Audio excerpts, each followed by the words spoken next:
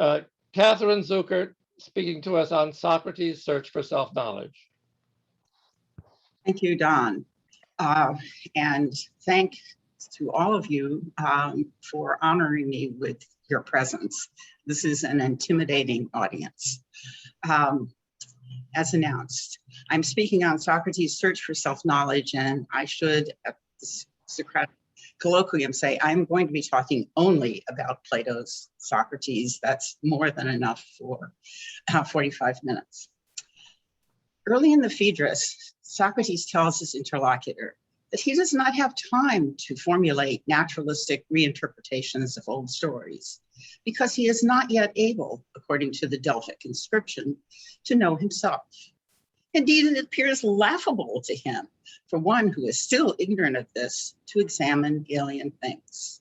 So he examines not them, but himself, whether he happens to be some wild animal more multiply twisted and filled with desire than Typhon, or a gentler, simpler animal, having by nature a share in a divine fate. Socrates does not tell Phaedrus why he thinks it's ridiculous for someone to seek self-knowledge of other things before he comes to know what kind of being he is, or how he seeks self-knowledge. And if we look through other Platonic dialogues to find answers to these questions, we find that he explicitly discusses his own search for self-knowledge in parts of 4 and only 4 of the 35 dialogues. This statement in the Phaedrus, along with sections of the Apology of Socrates, Alcibiades I, and Charmides. To discover why Socrates sought knowledge of himself, first and foremost, and how he did so, we have to look more closely at these relatively rare fragmentary discussions and try to put them together, which is what I'm trying to do. Most readers acquire their first impression of Socrates' distinctive activity from the Apology of Socrates, because at the beginning of his defense speech, the philosopher promises to tell his fellow citizens the whole truth about what he has been doing.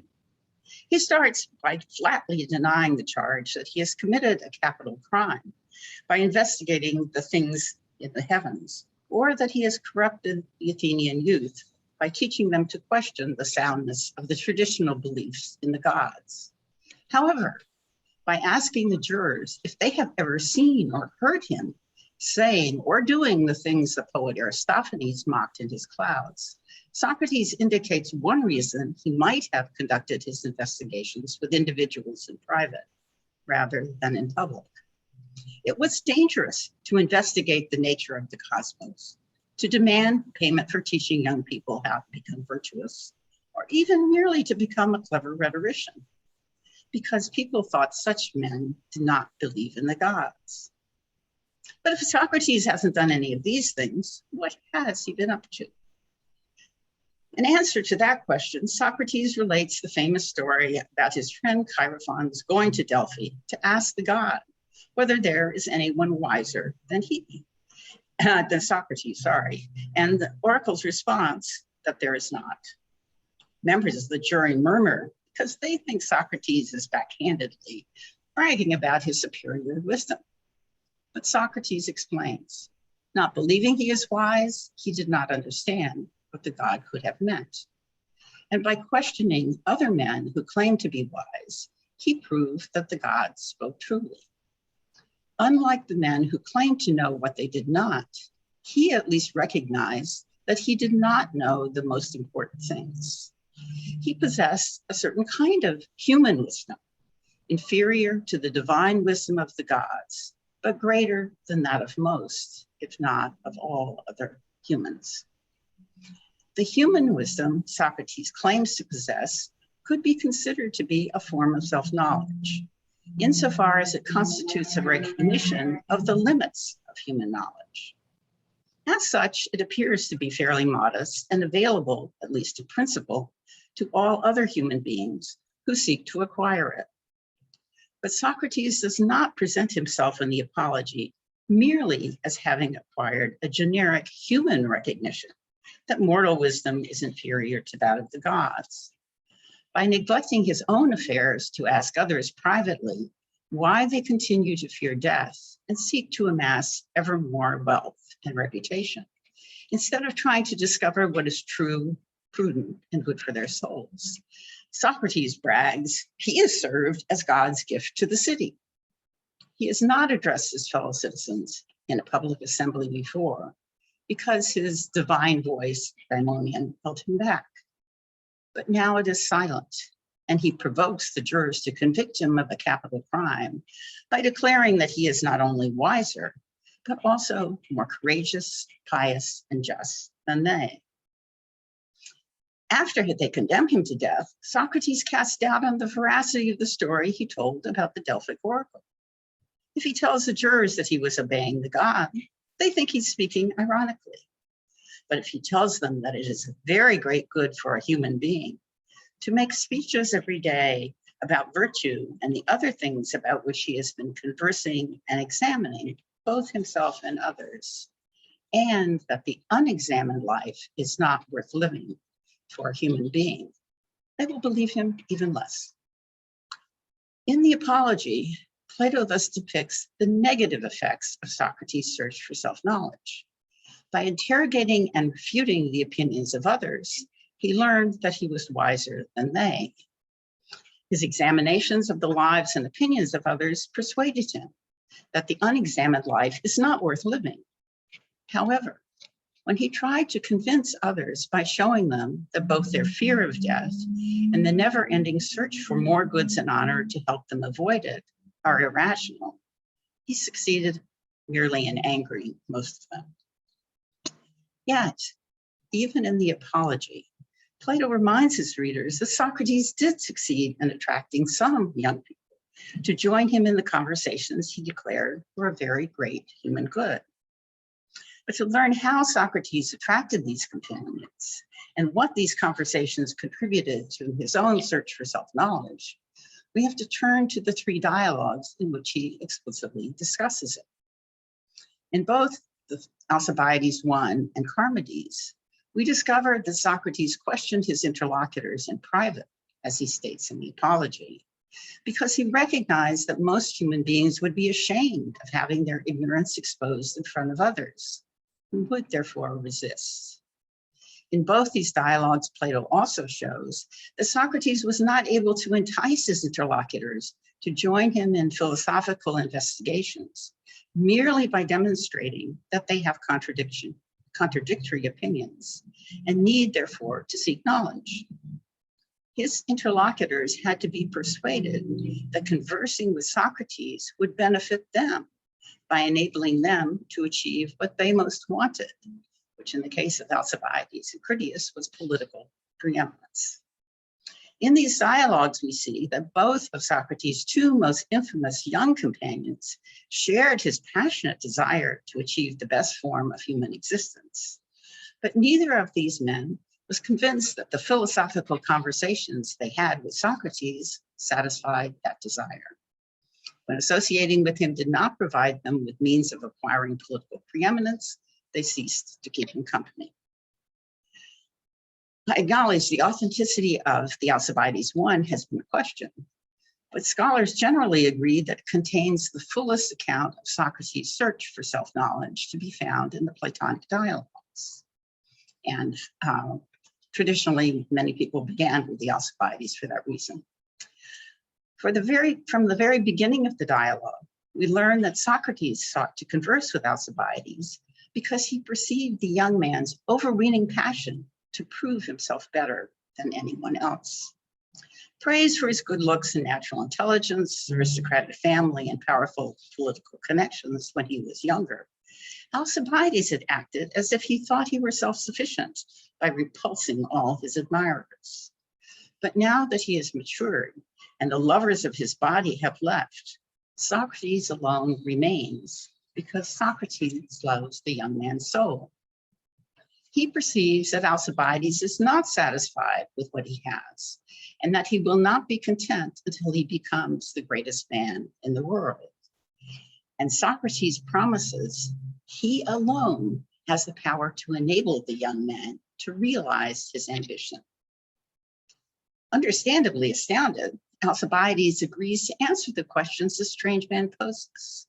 And by asking him what advice he will give the Athenians when elected, Socrates quickly shows that Alcibiades does not know what is just or noble, or even merely advantageous.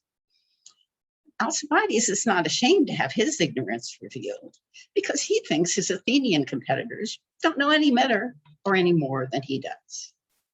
To convince him of the need to improve himself, Socrates has to appeal to Alcibiades' ambition by reminding him that his foreign competitors, the Spartan kings and the Persian emperor, not only have much better pedigrees and more wealth than he, they also command large armies, and most important of all, have had a great deal more care devoted to their training and education than has been spent on his.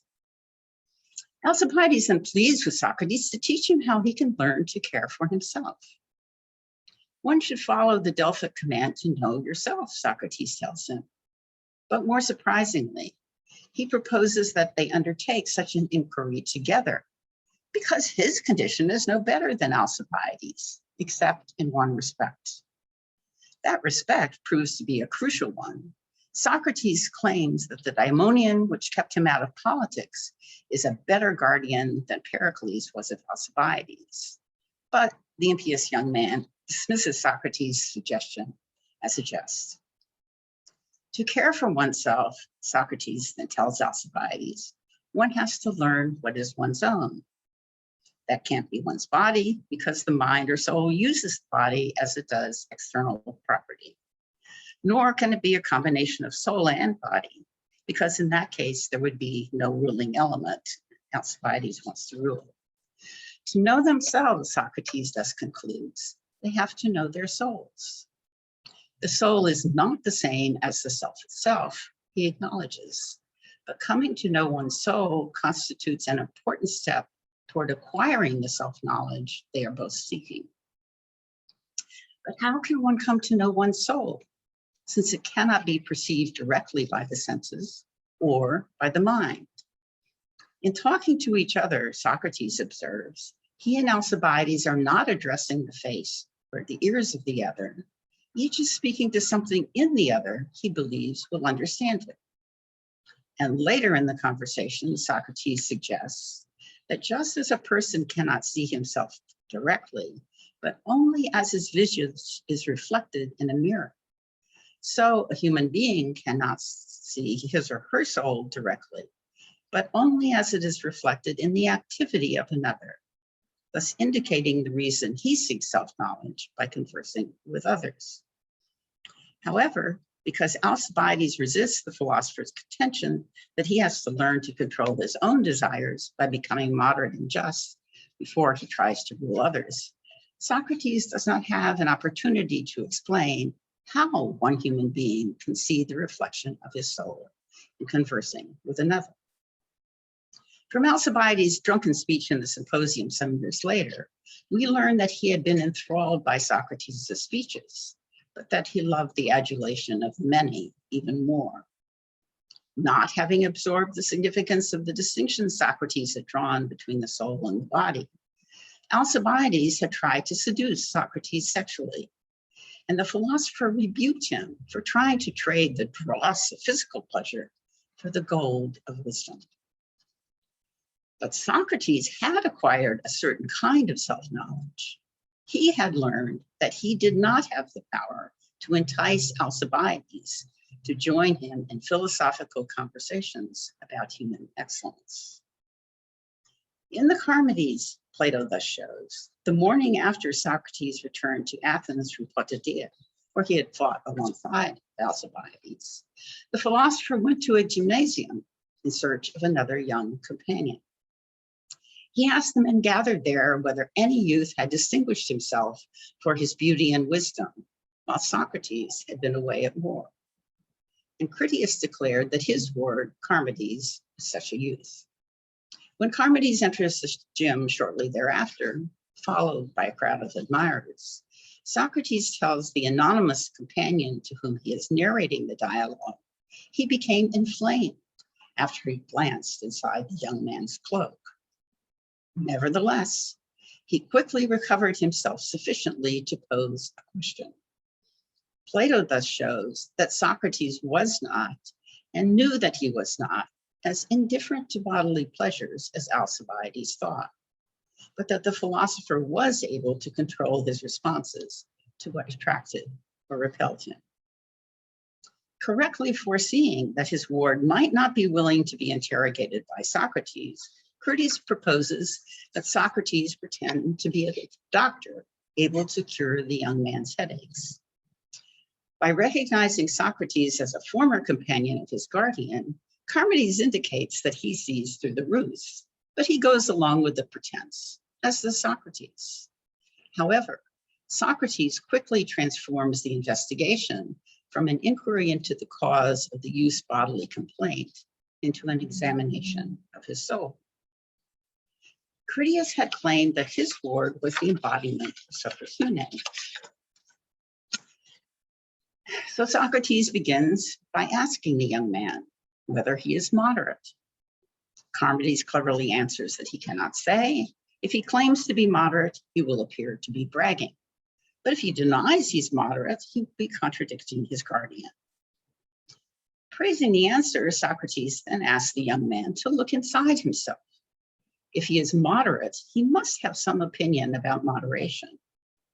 And the exchange that follows illustrates the reasons why Socrates insisted that it was necessary to examine the opinion of others, rather than engage in introspective reflections in order to acquire knowledge of oneself. All human beings take most of our opinions from the people around us. To learn what we ourselves think, we thus need not only to articulate these opinions in order to understand that we have them, we also need to examine them critically in conversation with other human beings to determine whether our opinions are consistent with one another and to keep ourselves honest. The first two understandings of moderation Charmides finds within himself correspond to traditional Athenian views of good speech and behavior on the part of youths, the just speech in the clouds. And Socrates quickly points out the contradictions in the tradition. Not having displayed any desire to learn what he really thinks, Charmides seeks to deflect further Socratic interrogation to his guardian by asking what the philosopher thinks of an opinion the young man once heard from another. That Sophists is doing what is one's own. Socrates turns to interrogate Critias. Critias accepts Socrates' suggestion that doing one's own thing means doing what is good. But Socrates surprises him by asking whether he thinks someone who does good necessarily knows that he is doing good. By declaring that he would, Critias makes the difference between his opinions and those of his ward evident. Charmides had declared that he did not know whether he was moderate or not. Critias thinks that one knows that one knows. And thinking that he knows, Critias offers a new, very untraditional interpretation of the Delphic command to know yourself. The god was not bidding people to remember that they are mere humans and not gods, or that, as another inscription says, they should not do anything to excess. That was the traditional understanding of moderation and its connection to self-knowledge, a connection Socrates had emphasized in his conversation with Alcibiades. Instead of conveying an order or command to his inferiors, Critias maintains the god was greeting those like him who know that they know. The men who later added the inscription about doing nothing in excess did not understand the original meaning. Critias encourages Socrates to examine the untraditional understanding of self-knowledge he has put forth. And Socrates begins by specifying its two parts. If self-pursuit consists in recognizing just something, it must be a kind of knowledge episteme, and it must be knowledge of something. Using arts like medicine and carpentry, he then points out that different kinds of knowledge have different effects or products. Critias objects that Socrates has not posed his question about the different kinds of knowledge correctly, because some forms of knowledge, calculation and geometry, for example, do not have products. They do have distinctive subject matter, Socrates retorts. Critias then formulates a more precise statement of his understanding of self-knowledge.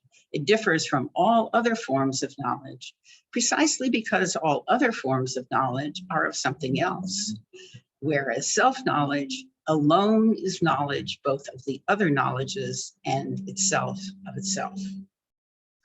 And he accuses Socrates of attempting to refute him rather than addressing the question at hand.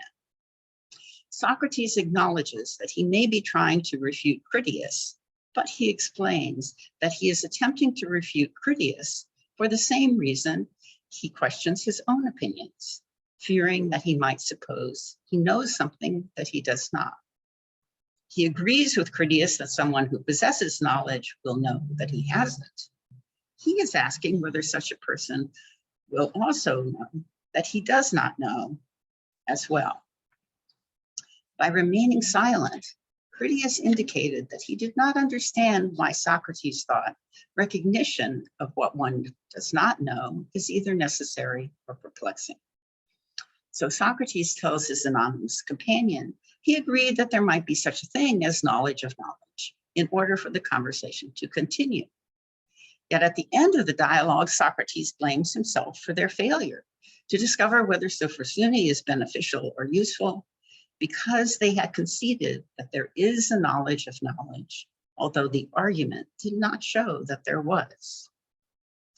Why had Socrates agreed to a proposition he knew had not been shown to be valid?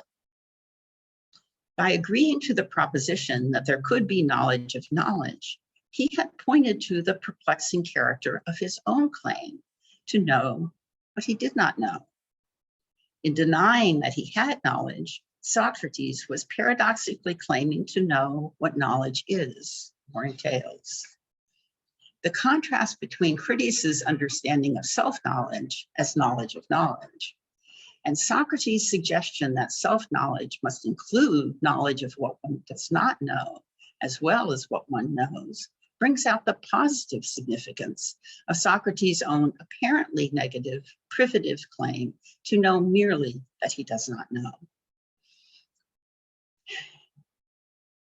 Socrates doesn't claim to lack any or all knowledge. In the Apology, he claims to know that he is more pious and just than any of his fellow citizens.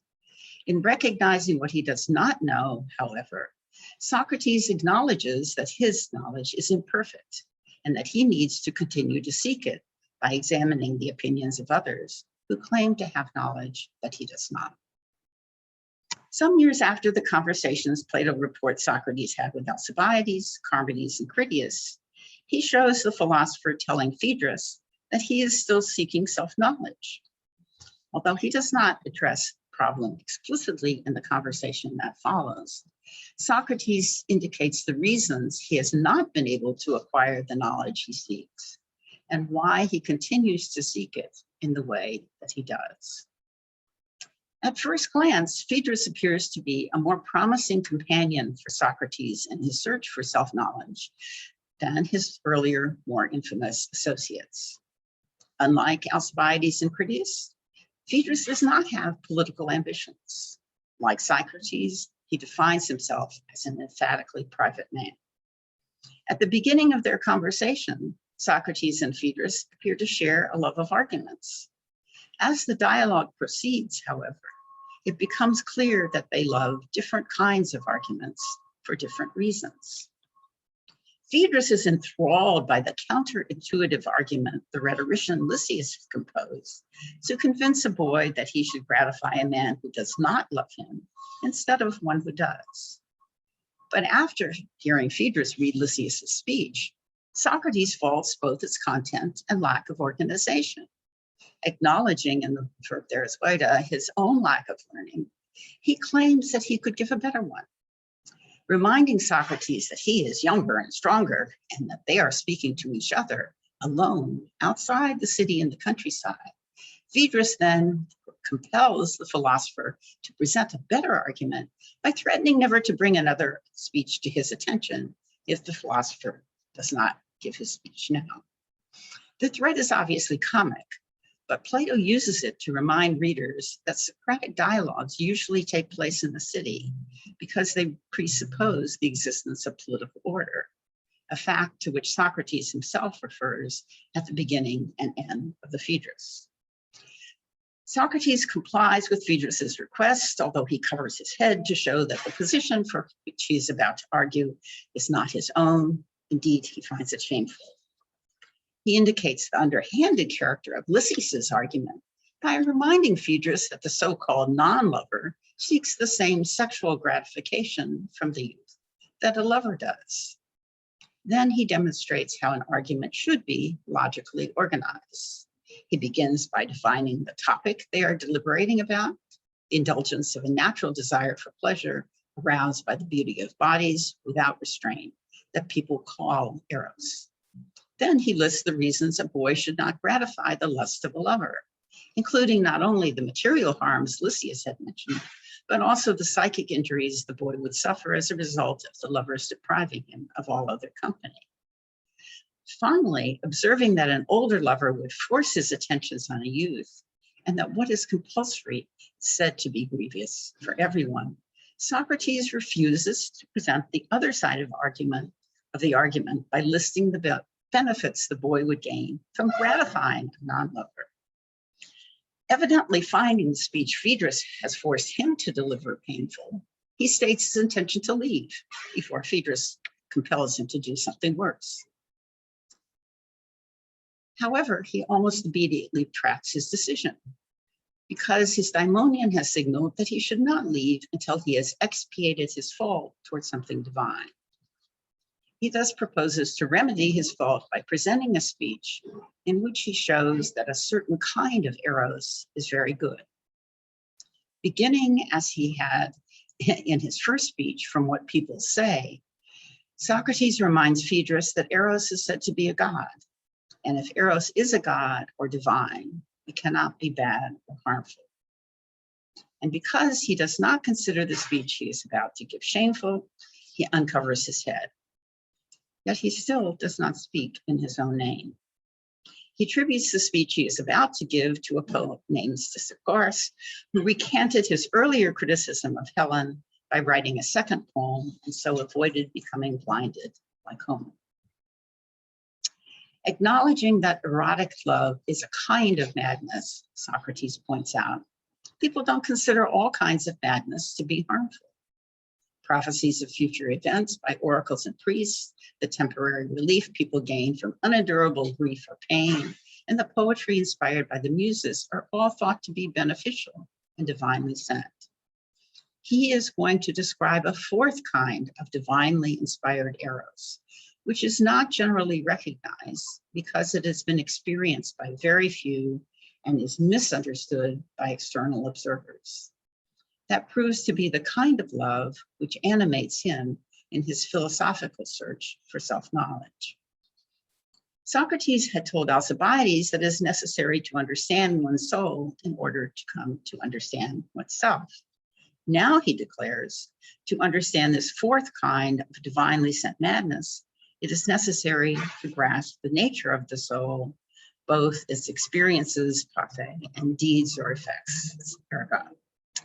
If, as most people believe, living or ensouled beings are self-moving, the soul has to be immortal. It cannot have come into being because that would require an external cause of its motion. Likewise, its motion cannot come to an end because that too would require an external cause. But Socrates immediately adds, it would take a longer account than any mortal can give to say what the soul is.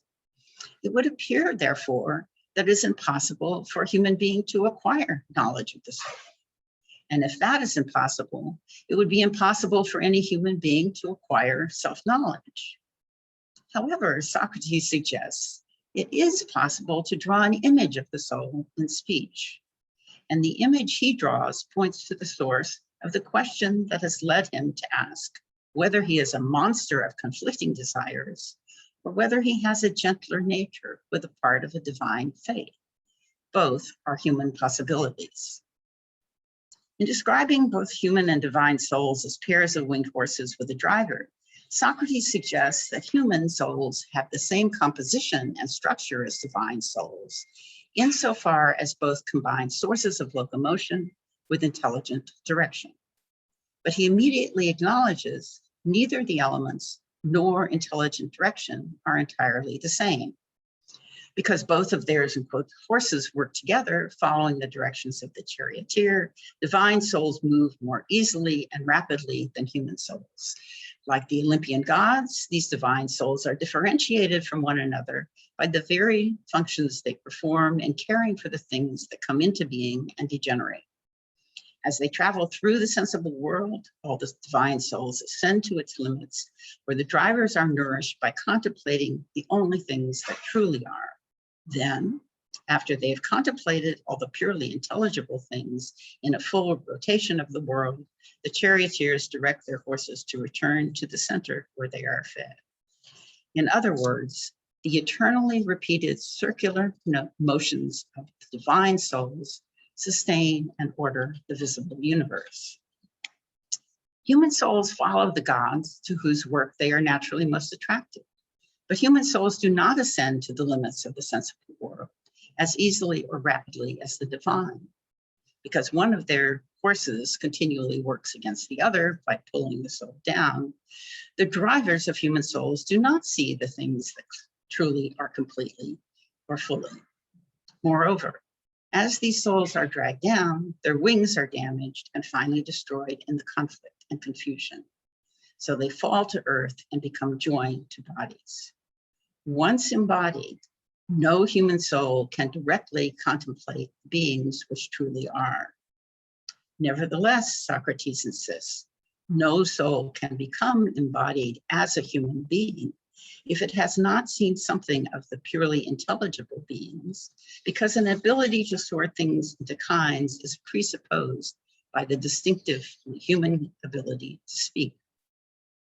So described, human souls are differentiated not only by the work or activity to which they are naturally inclined, but also by the extent to which they have contemplated the purely intelligible beings and have the potential, therefore, of recollecting them. Few have the capacity to become philosophers, and these few, like other human souls, are further affected by the experiences and education they have after they are first incarnated and then reincarnated. So in light of the many, many differences among human beings in their inherent inclinations, as well as their experiences and education, it appears to be highly unlikely that one human soul will see itself reflected accurately in the soul of another as a result of conversing with him. But Socrates points to a possible exception. There is one purely intelligible form of being, beauty or nobility to a common, which manifests itself to human beings not only as purely intelligible, but also sensibly. A mature human being may thus be fortunate enough to encounter a youth whose beauty so astounds him that, vaguely recollecting his soul's experience of the beautiful in itself, he is tempted to worship the youth as if he were a god. The younger man is apt to dismiss the attentions of such an older admirer with disgust. Yet, if the older man demonstrates over time that he truly cares for the youth by trying to benefit him in every possible way, the youth will gradually come to desire to associate with his lover more than with anyone else. Beginning to reciprocate the affection and care of the older man, the youth will become a reflection of his admirer, so that each will see an image of the good he desires for himself in the other. And if these lovers abstain from bodily intercourse and concentrate on their attempts to make each of them as virtuous as possible, they will live the happiest and most satisfying form of existence possible for a human being. Taking credit at the end for the speech he characterized first as a logos at 249 D, and then as a mythos at 253 C, Socrates emphasizes how much greater the gifts a lover of the kind he has just described bestows on his beloved than are the rewards the youth will receive from an economical, calculating non-lover in exchange for sexual gratification. Acknowledging that he has spoken as a poet to please Phaedrus, Socrates indicates his own willingness to seek a more naturalistic or logical explanation of the mythos he has just told. Unlike the story of Boreas and Emerita, about which Phaedrus had asked him earlier, the story the philosopher has just invented is clearly related to his own continuing search for self-knowledge.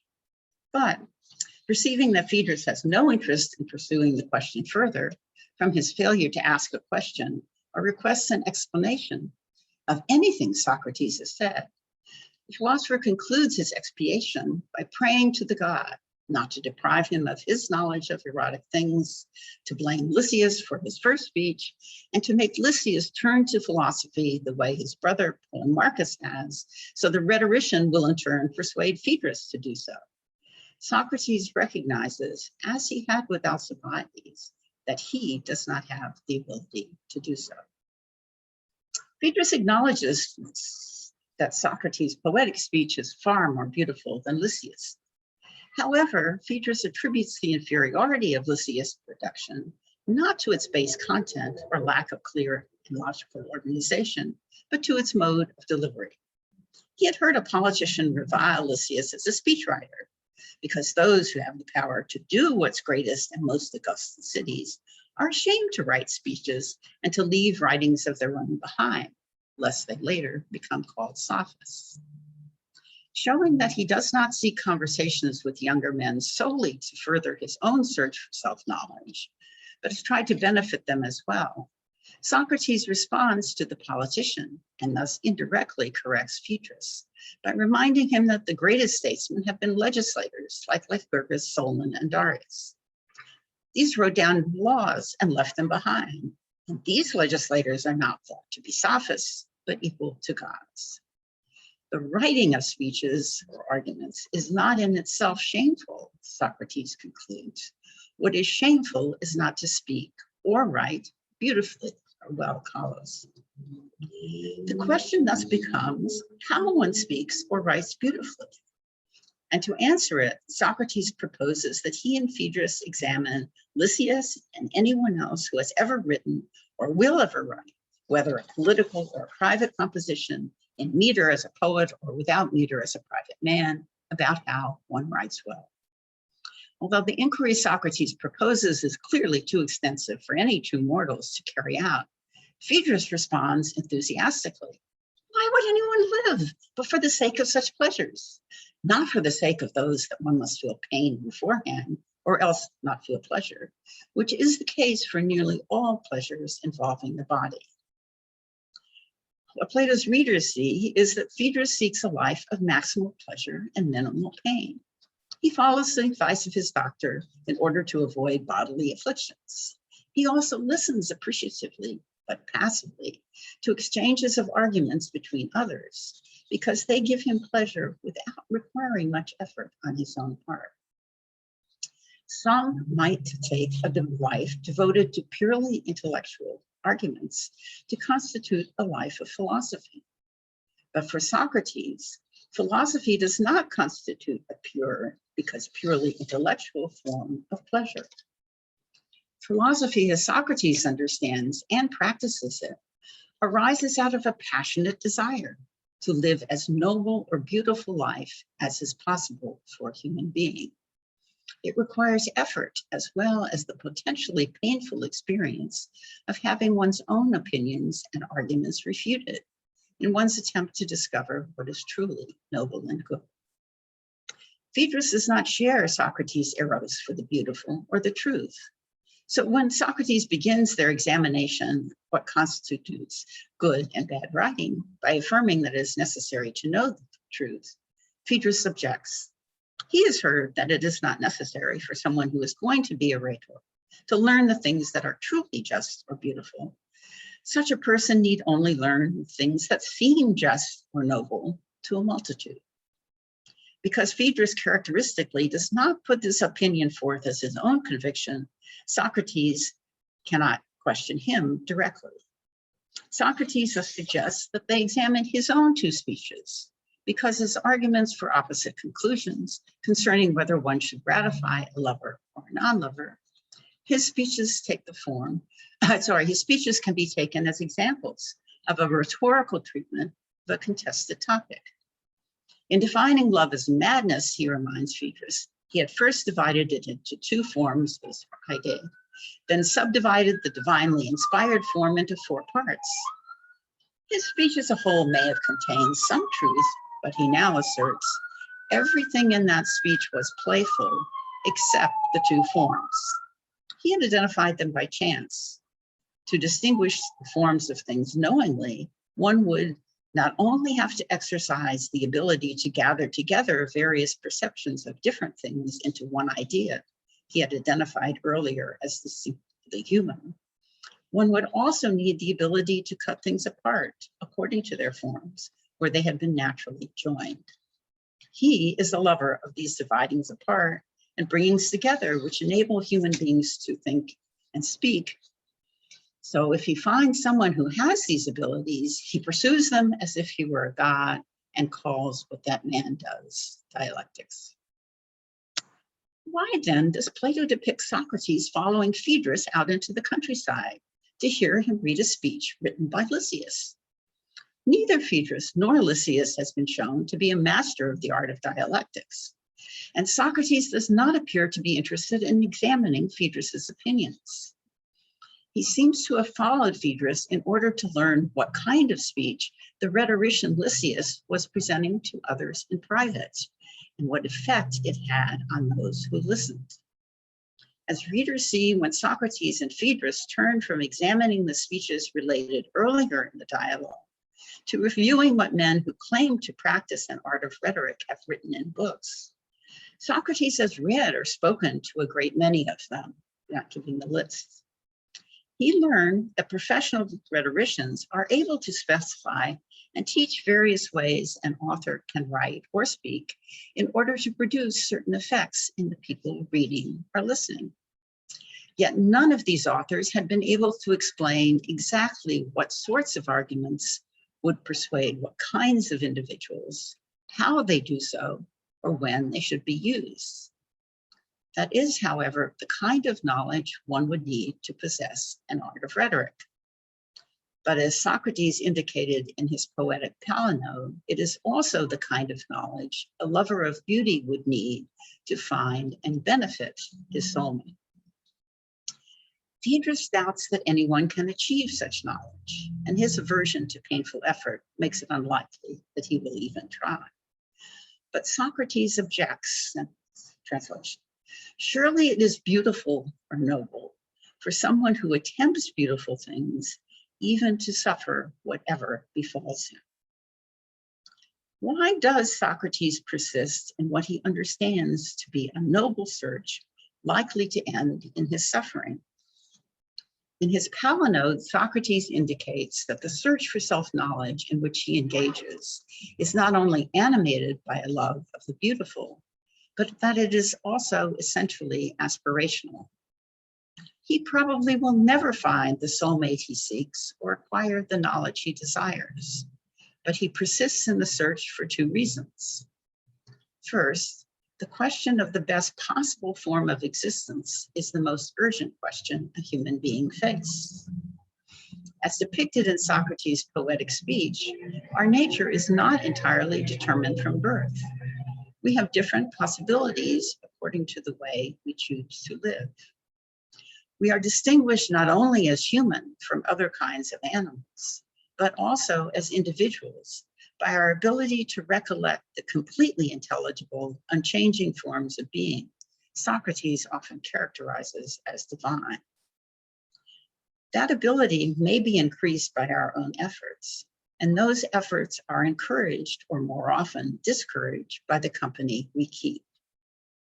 Because we cannot come to know our own soul or self directly through introspection, but only as it is reflected in the soul of another, we have to seek self-knowledge in association with others. And that search has to be both cooperative and comparative. In his dialogues, Plato shows that Socrates persisted in his search for self-knowledge because he recognized that he made progress toward achieving self-knowledge by using his dialectical skill to sort the individuals with whom he conversed, according to whether they were like or unlike him in various respects.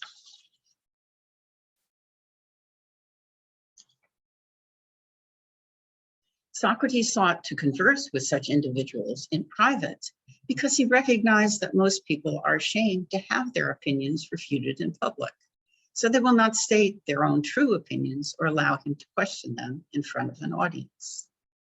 Like Callicles and Meno, some even become angry.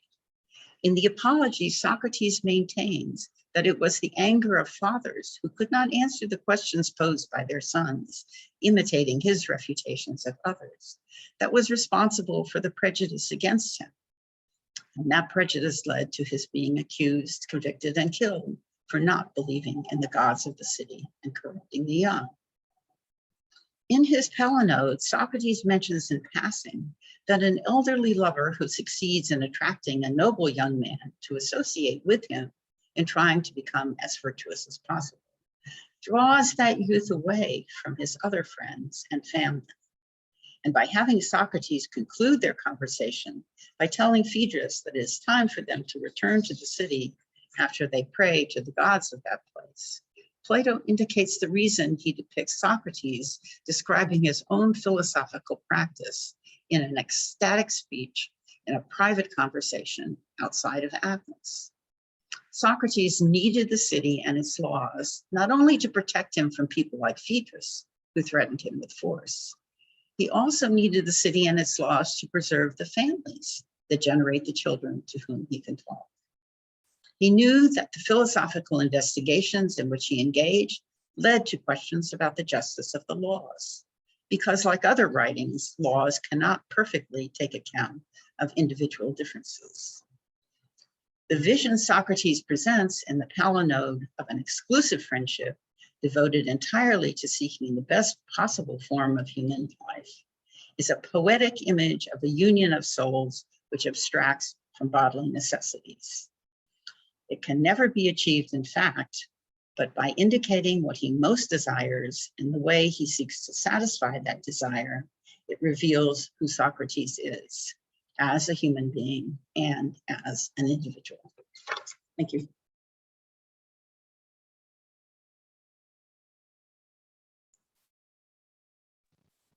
I'll applaud on behalf of 50 others.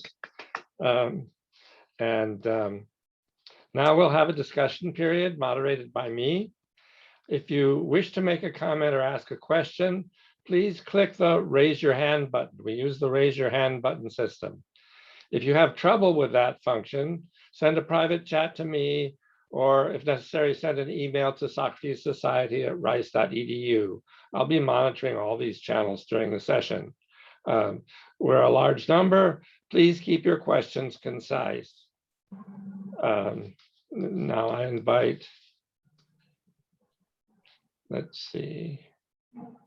Let me apologize once in advance for all that I will probably mispronounce some of your names, and I apologize for that. Martin Sitte.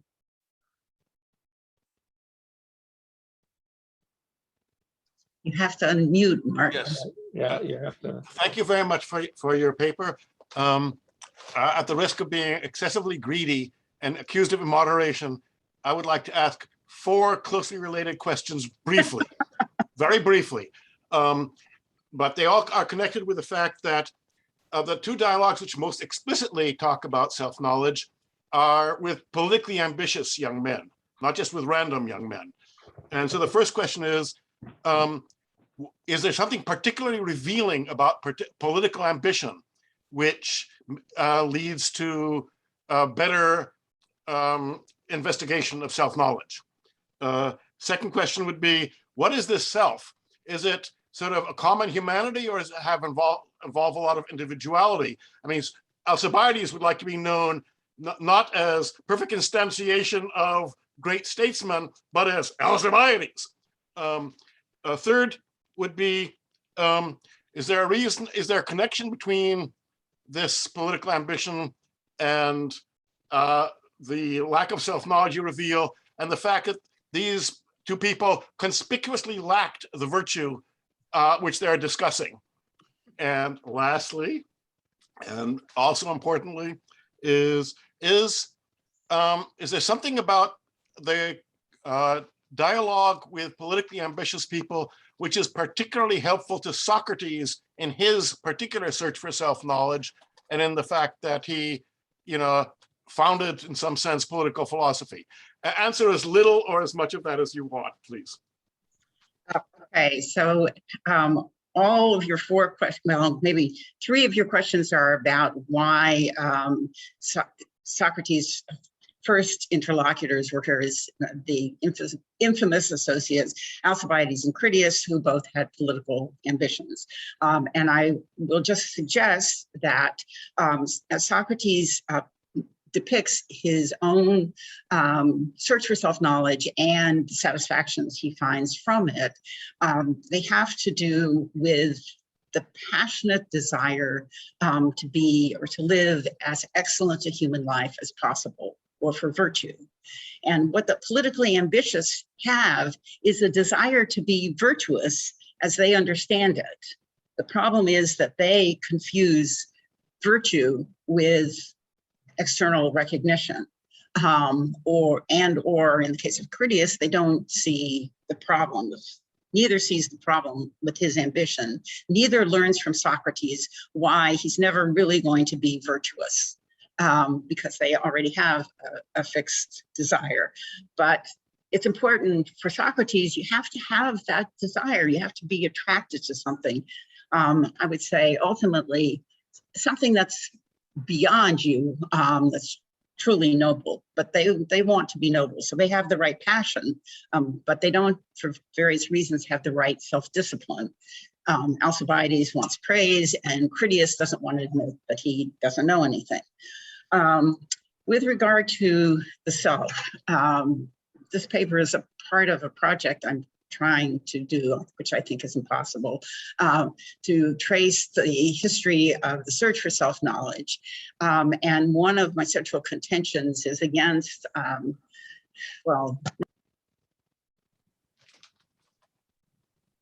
You muted yourself.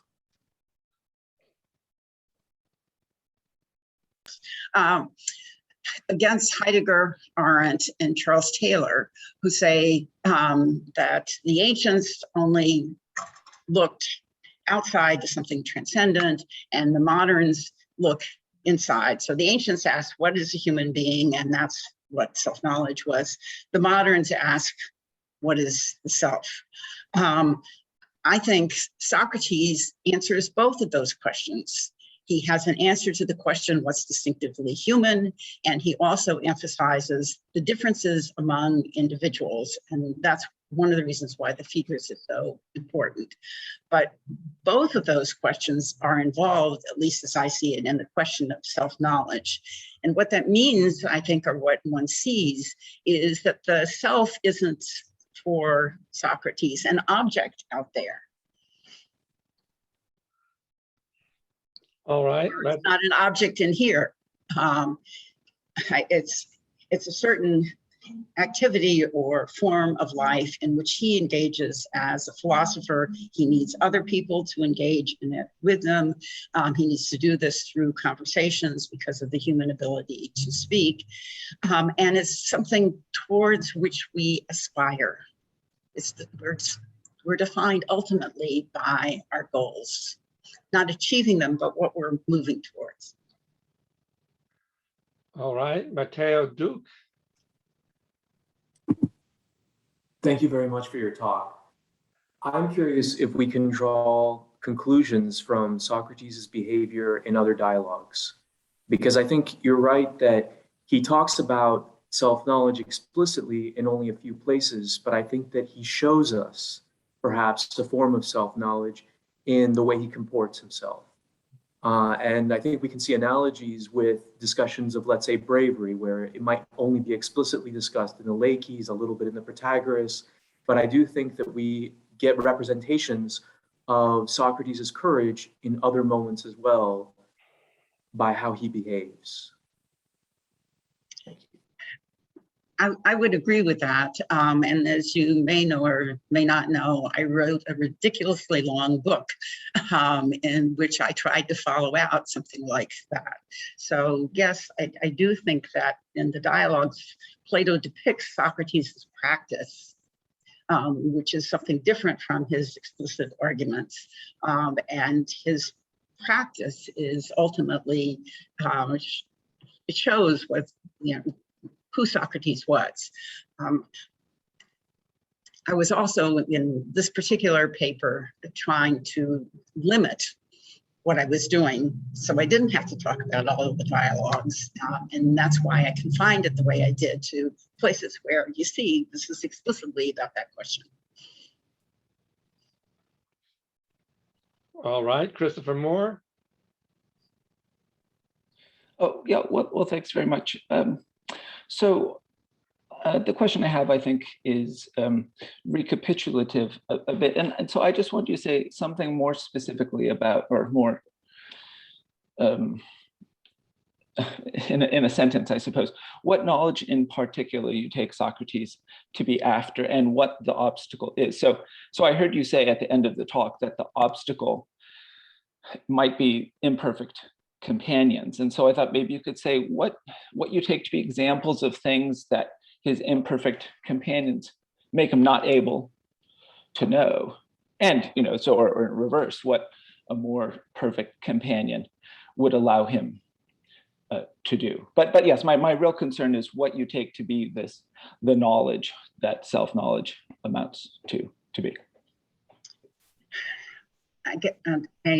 I don't know whether you'll find this satisfactory. And by the way, I very much appreciate your book on this subject and have read it. So I would define the difference between what you trace in a tradition, and I'm trying to limit to the Platonic dialogues, ultimately to be that I don't think Socratic self-knowledge is constructive in quite the way you do. That seems to me to be too modern, too Foucauldian. But the reason I think that the search for self-knowledge is for Socrates an activity or an aspiration that he never realizes is that he explicitly in the Phaedrus, I mean, ironically, this is an activity that embodied human beings undertake. And embodied human beings, as Socrates understands them, can't have perfect knowledge. So you're always trying to achieve this knowledge, but you're never going to have it. You can, but there's satisfactions in this. You live better and you're going to learn more. So it's not that he doesn't despair, but he's an embodied human being. Do you mind if I just respond just very quickly? And that is, this is what I was hearing, that I appreciate that coming to know oneself is an activity, and perhaps an activity which will not come to an end from having achieved self-knowledge. So that's good. I totally appreciate that. And I thought your paper showed that very, very well. But there's the activity of coming to know oneself, and then there's the thing you're seeking, the thing you're working toward. And so if what you're working toward is just the very activity of working toward, I mean, there still seems to me to need to be some telos, some goal that means that this activity is activity of coming to know yourself, as opposed to any other kind of intellectual or emotional or affective activity. So it's like what sort of thing is at least the ideal to come to know? It seems to me that the goal that Socrates defines for himself and for others is living the best human life possible. So it's knowing how to do that. Yes, and that points to, on the one hand, what's human or distinctively human. So that's a kind of general thing that he shares with others. But it's also something that applies to every individual. And again, the reason why I emphasize the Phaedrus is that Socrates there, as well as his practice of talking to people as individuals, emphasizes individual differences. And there are many, many of those. And he's seeking someone he's seeking the company of someone, but I think in the dialogues, and we could talk if you want about the relation between Socrates and Plato, he never achieves what he indicates he's seeking.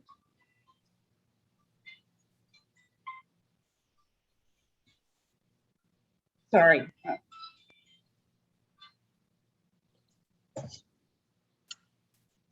Electronics get in the way of life.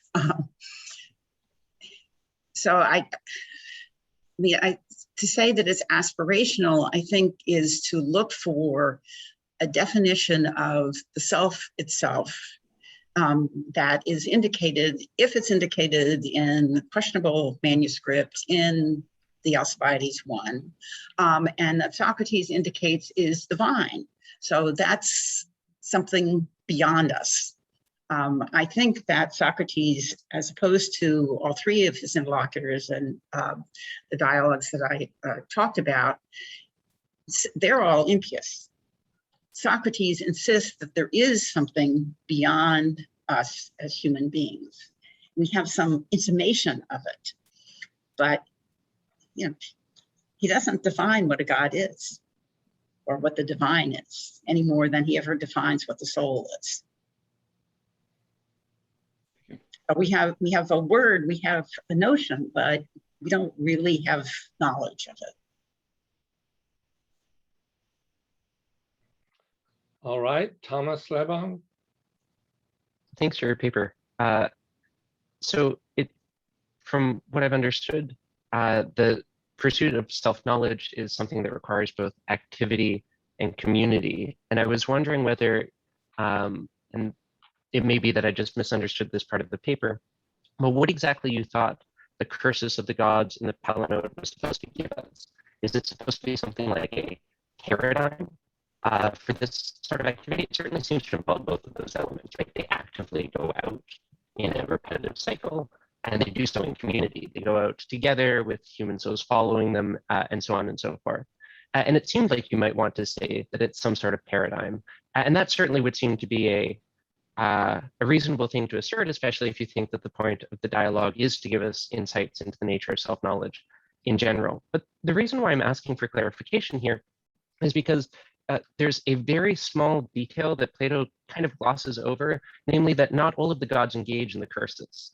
Right, Hestia remains at the hearth and doesn't move to 47a 1-2. And so what this led me to wonder is whether Plato thinks that this active community-based process for discovering self-knowledge that you're pointing us to is the only possible way of acquiring self-knowledge. And it sounded like you might want to say that at various points.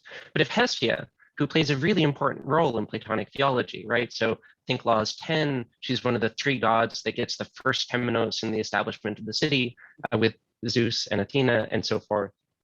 If Hestia doesn't need to go out and do this active thing and doesn't need community, she's remaining alone, mone, at the hearth.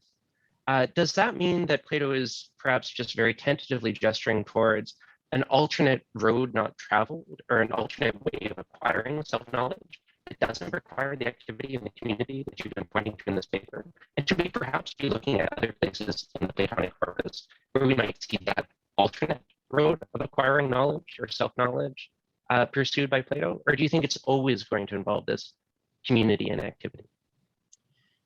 Unfortunately, it's probably my reception that your voice broke up at certain points. So I'm not quite sure whether my response will satisfy you or not. I guess the simplest form of it would be that Socrates in the Palinode suggests that there is a similarity between the divine souls and human souls, but he also insists that there's a difference. So what Hestia does is not a model for what a human being could do. And our souls don't care for the visible universe the way the, in quotes, divine souls do. And maybe most important, because we're in bodies, we can't rise to contemplate the things that always are. We have notions, memories, intimations of them that we have to work out. So I guess the bottom line would be Socrates doesn't tell us exactly what he thinks is a god or is divine. It's something beyond the human, and being beyond the human, it doesn't, the gods don't have to seek self-knowledge. Can I just briefly follow up? Go ahead.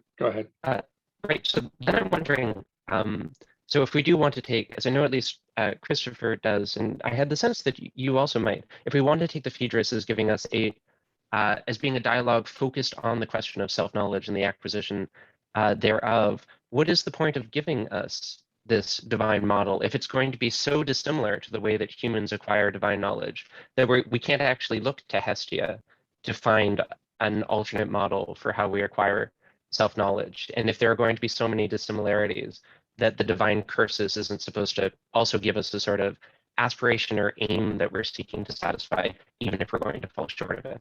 I would have thought that we would want to say that the cursus of the gods is supposed to give us a goal that we may perhaps never fully satisfy, but nonetheless is supposed to give us a model for how we ought to pursue self-knowledge. And I had thought when you were talking about that part of the palinode that you had wanted to take it as some sort of paradigm. But maybe I misunderstood what you were hoping to get out of the model of the gods there, if it's going to be a model at all now.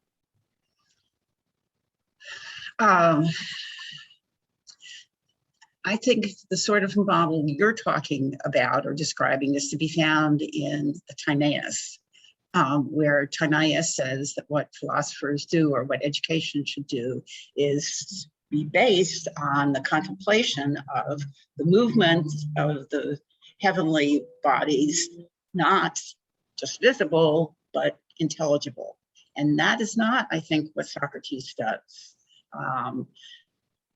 And when he says that there's only one, I mean, this is one of the most notable, not just by me, aspects of the Phaedrus.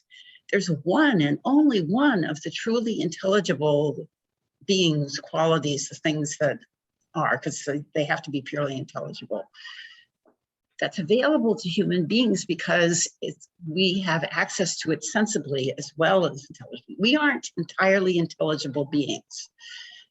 Those gods he describes, just their souls. They're not souls and bodies. So they're not really the Olympian gods. They share some characters of the Olympian gods.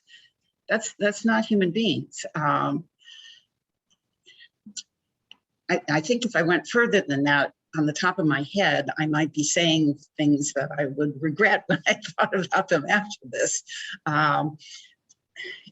Just because I think Socrates, with what he says about the divine soul, is introducing us to an aspect of the human soul, but that's the function that it plays. Thanks. If I may allow myself to jump in, maybe.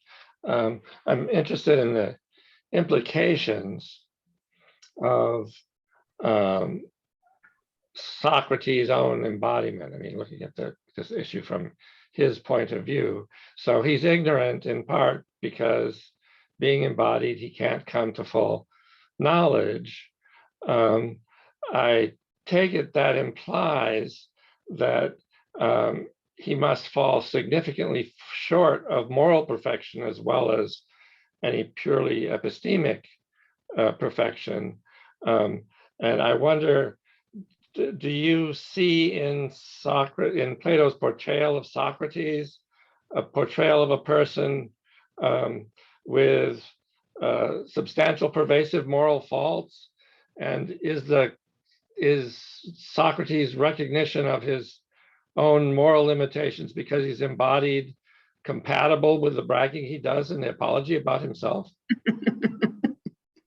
Well, his bragging is kind of negative. It ends up being bragging about what he doesn't know. I find the whole category of the moral as applied to Plato problematic, just because he doesn't actually use that term. It's Aristotle's the Ethics. So Plato talks, or Plato writes, sorry, about the just, the noble, and the good. And those things aren't, so those are all, at least as Socrates presents it, things that truly are, they aren't the same. And he doesn't even claim to know any one of them. And you think he doesn't he doesn't claim to embody any of them either. So he's imperfectly just, and he's perhaps sufficiently imperfectly unjust that he could be wrong about claiming that he doesn't corrupt the young. His ignorance causes trouble with his It causes trouble for him, but one of the effects of his claim of his ignorance is that this goes back, I guess, to Martin Sitta's first question. Socrates' ignorance prevents him from going into public and trying to legislate for anybody else. So he very strictly presents himself as not having the kind of knowledge that the philosophers in the Republic are supposed to have, and of talking to other people in private, and then also tremendous emphasis on their consent. You can't really force somebody to think or to speak or to converse with you. So I think Socrates is relatively, so Socrates' claim to ignorance prevents him from being, this example, tyrant of the kind that Critias eventually becomes. And that gives him a kind of moderation. When Socrates insults the Athenians by saying, hey, look, I'm more pious, more just, and wiser than you, that's a comparative judgment. That doesn't mean that he's claiming to be wise, to be just, or to be pious. Your point about why he doesn't come before take a public role in politics is a different answer than some give. One standard answer in the scholarship is that Socrates thinks he knows what would be required to say, to advise the polis what to do. It's just he's afraid that he would be torn to pieces if he said it. In other words, it's just pragmatic self-defense kind of reason. But you think he's actually got an epistemic modesty reason not to do this. I think so both are going on. Because I'd say he also more or less admits in the Phaedrus that he's limited rhetorically, and that comes out elsewhere. But I think in what he says in the Apology, and I have it in front of me, but it would be time consuming to look up the quotation, so I just have to assert to be shown to be wrong. What he says is if he went into public, he'd have to tell the demos how unjust they are. You can say, well, that presupposes knowing what's just, but he's not actually claiming that, oh, hey, I'm more just than you are, but you would so dislike it because you claim to be just that you will come running at me.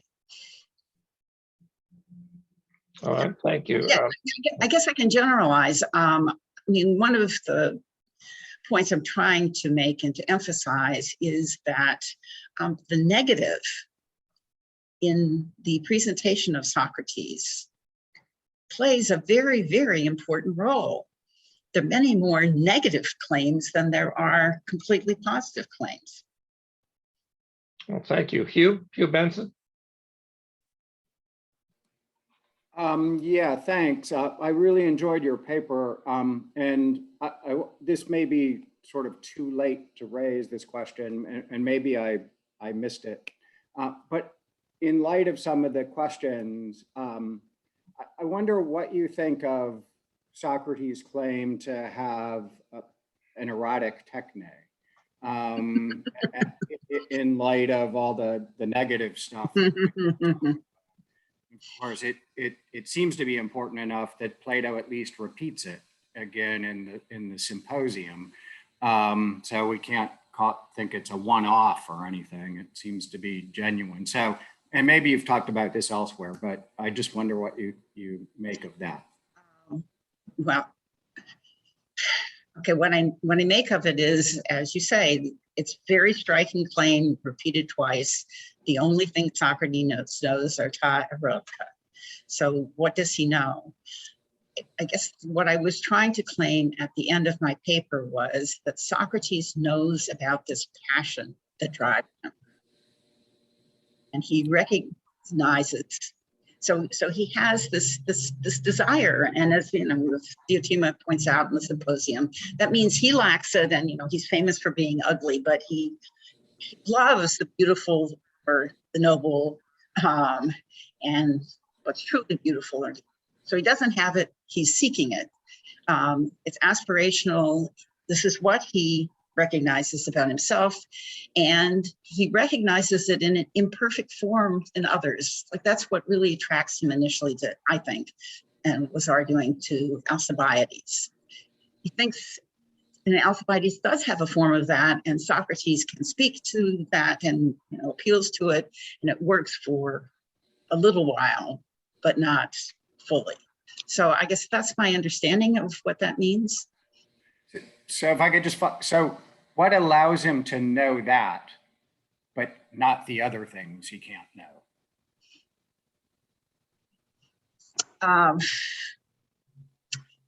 What allows him to know that is, he feels it as himself. So it's not purely intellectual, it's a feeling, sensible as well as intellectual. And he knows that its character of the feeling is that it sends him looking for something else. And he recognizes something similar in some other people, but not all other people. So this is where the dialectics, or the sorting into kinds, comes in, and the examination of individuals in private conversations, in which I at least am arguing that Socrates is trying to find out if they in fact share this with him. And most of the time it turns out that no, they don't. But he's also trying to find out, well, so they don't share it. What is it exactly that I'm looking for? So he needs other people to conduct his search, but it's also, it's a critical and comparative search. Thanks. All right, we have time for maybe one more question. If please don't be shy.